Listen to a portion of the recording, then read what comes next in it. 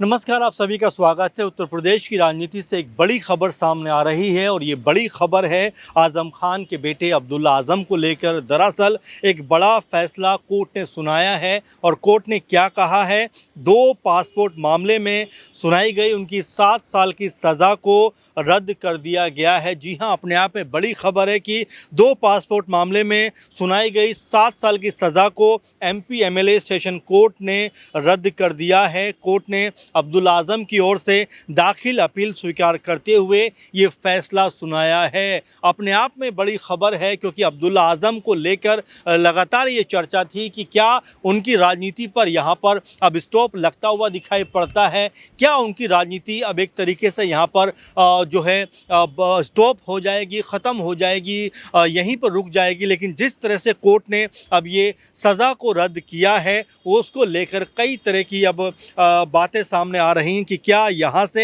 एक बार फिर 2027 के विधानसभा को लेकर अब्दुल्ला आज़म जो हैं वो बड़ी तैयारी या बड़ी जो है अपनी एक तरीके से अपने आप को आगे बढ़ाते हुए दिखाई पड़ सकते हैं। ये बहुत ज़्यादा एक बड़ा मामला कहा जा सकता है अब्दुल्ला आज़म के लिहाज से, क्योंकि अपने पिता के साथ वो भी जेल के अंदर इस समय बंद हैं। आपको बता दें कि 2 पासपोर्ट मामले में एमपी एमएलए मजिस्ट्रेट कोर्ट ने 5 दिसंबर 2025 को अब्दुल्ला आज़म को 7 साल की सज़ा सुनाई थी। इस फैसले के खिलाफ अब्दुल्ला आज़म की ओर से एमपी एमएलए सेशन कोर्ट में अपील दाखिल की गई, जिस पर 25 मई को बहस पूरी भी हो गई थी और इस मामले पर शुक्रवार को यानी कि आज ये फैसला सुनाते हुए कोर्ट ने अब्दुल्ला आज़म की अपील मंजूर कर ली और उनको पहले जो सज़ा दी गई थी वो पूरी तरीके से रद्द कर दी है। अब अपने आप में बड़ा सवाल ये बन जाता है कि अगर ये सज़ा रद्द हुई है तो क्या अब्दुल्ला आज़म जेल से बाहर आ जाएंगे, क्योंकि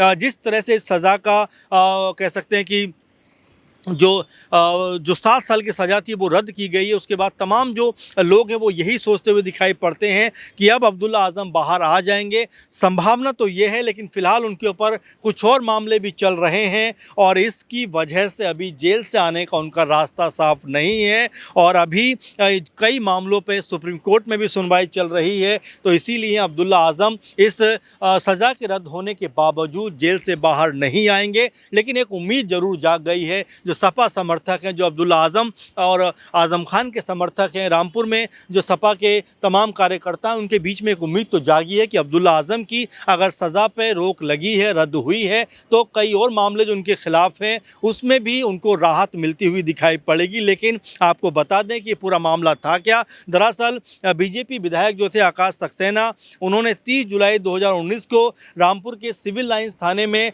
मुकदमा दर्ज कराया था। आरोप था कि अब्दुल्ला आज़म ने अलग अलग जन्मतिथि दर्शाकर 2 पासपोर्ट बनवाए और एक पासपोर्ट में जन्मतिथि 1 जनवरी 1993 थी, जबकि दूसरी में 30 जनवरी 1990 दर्ज होने का आरोप लगाया गया था और दोनों पासपोर्ट का इस्तेमाल करके विदेश यात्रा करने की बात भी कही गई। यानी कि अब्दुल्ला आज़म ने बाकायदा इन दोनों पासपोर्ट का इस्तेमाल किया विदेश यात्रा करने के लिए और ये मामला एमपी एमएलए कोर्ट में विचाराधीन था। फिलहाल अब्दुल्ला आज़म, जैसा अभी आपको बताया कि रामपुर जेल में अपने पिता आज़म खान के साथ में बंद हैं। फिलहाल कहा जा सकता है कि छोटी ही सही लेकिन आज़म परिवार के लिए राहत की खबर ज़रूर दिखाई पड़ती है कि अगर इतने अहम फैसले में अगर 7 साल की सज़ा अब्दुल्ला आज़म की रद्द होती है तो कुछ और मामले जो उनके ऊपर हैं हो सकता है कि उसमें भी राहत मिलती हुई दिखाई पड़े। चूँकि अब उत्तर प्रदेश में ये कहा जा सकता है, देखने को भी मिलता है कि राजनीति का माहौल पूरी तरह से गर्म होता हुआ दिखाई पड़ता है। 5 से 6 महीने के अंदर चुनाव हैं। ऐसे में तमाम जो पॉलिटिकल पार्टियां हैं, पॉलिटिकल लोग हैं, नेता हैं, राजनेता हैं, अपने आप को मजबूत करने के लिए लगातार प्रयास करते हुए दिखाई पड़ते हैं। अब यहाँ पर अगर अब्दुल्ला आज़म जेल से बाहर निकलते हैं, यानी कुछ और मामलों में जो सुनवाई चल रही है अगर उनमें भी उनको राहत मिल जाती है, जेल से अगर वो बाहर आ जाते हैं तो क्या उनको ही रामपुर से टिकट मिलता हुआ दिखाई पड़ेगा? क्या अपने पिता की विरासत को वो आगे बढ़ाते हुए दिखाई पड़ेंगे?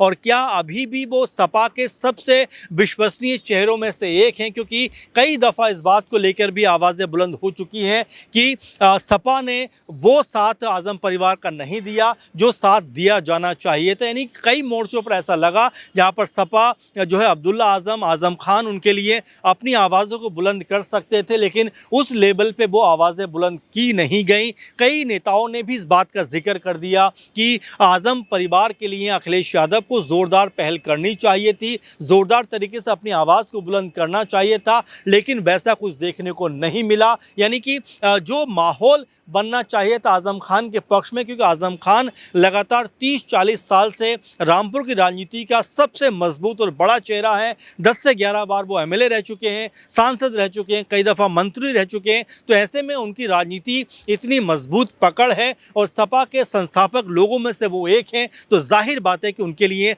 आवाज़ बुलंद होना चाहिए था। लेकिन हम देख रहे हैं, या लगातार देखा भी गया है कि समय समय पर सपा की तरफ से जो है बातचीत तो की गई है, इन बातों को सामने तो रखा गया। और जब बीच में आज़म खान जेल से बाहर आए थे, उस वक्त अखिलेश यादव रामपुर उनसे मिलने भी पहुंचे थे, लेकिन फिर भी ये कहा गया, ये मलाल ज़रूर सपा लोगों के नेताओं के अंदर रहा, जो खासकर रामपुर क्षेत्र के हैं, आज़म खान के समर्थक हैं, कि भाई क्या उस तरह से जो है सपा को पहल नहीं करनी चाहिए थी, कोई बड़ा आंदोलन नहीं करना चाहिए था, कोई बड़ी आवाज़ नहीं बुलंद करनी चाहिए थी। लेकिन इन सब को देखते हुए भी वैसा कुछ नहीं हुआ। लेकिन इन सब के बीच में जिस तरह से एक खबर सामने आई है कि अब्दुल्ला आज़म की जो सज़ा है, 7 साल की सज़ा, सोचिए एक बड़ा मामला अपने आप में था, और इस सज़ा को जिस तरह से एमपी एमएलए सेशन कोर्ट ने रद्द किया है, ये कम से कम राहत की बात तो ज़रूर आज़म परिवार के लिए है। अब इस पूरे मामले को लेकर आने वाले दिनों में क्या क्या घटनाक्रम घटित होता हुआ दिखाई पड़ेगा, क्या सपा की तरफ से इस पे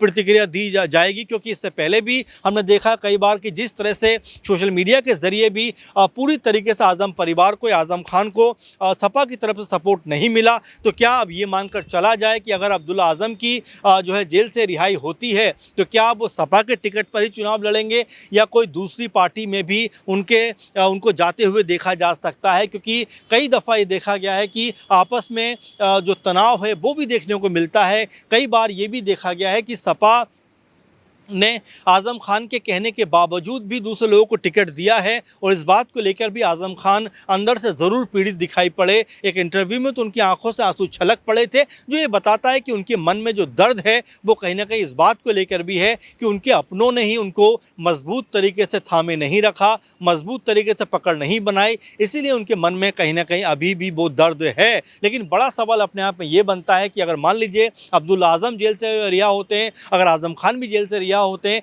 तो क्या 2027 में दोनों बाप बेटे सपा की तरफ से ही चुनाव में उतरते हुए दिखाई पड़ेंगे? क्योंकि चंद्रशेखर आज़ाद भी लगातार आज़म परिवार के संपर्क में होने की बात करते हैं, लगातार उनके पक्ष में बयानबाजी करते हुए नजर आते हैं। तो क्या अब ऐसे में आज़म परिवार के साथ में कहा जा सकता है कि क्या चंद्रशेखर आज़ाद भी उनको अपने पाले में लाने का प्रयास कर सकते हैं? बीच में खबर इस तरह की भी आई कि आज़म जो है वो मायावती जी के साथ भी आगे बढ़ते हुए दिखाई पड़ सकते हैं। लेकिन अब देखना होगा कि आज़म खान, अब्दुल्ला आज़म किस तरह से अपनी राजनीति को आगे बढ़ाते हुए दिखाई पड़ते हैं, क्योंकि आने वाले 3-4 महीने के अंदर उत्तर प्रदेश में और तमाम सूबे के अंदर, तमाम ज़िलों के अंदर जो राजनीतिक माहौल है वो कह सकते हैं कि उसका पारा हाई होता हुआ नजर आएगा।